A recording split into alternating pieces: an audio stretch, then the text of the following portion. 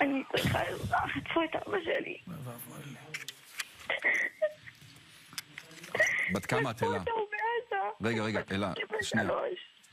בת כמה את אלה? 23. ולמה את אומרת שחטפו את אבא שלי?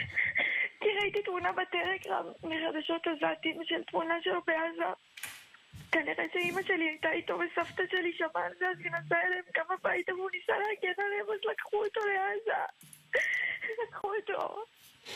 ראית את התמונה של אבא שלך ברצועת עזה? ראיתי את התמונה של אבא שלי בעזה. את בטוחה? בלי בגדים, אני לא יכולה. כן, זה אבא שלי. אתם כולכם גרים בבארי? כן, לי יש דירה משלי, אז לא הייתי איתם בבית, אבל הוא כתב לי שנכנסו וחוטפים אותם, והוא כתב לי, ואני לא, אין לי מה לעשות עם זה, לא, אין לי מה לעשות.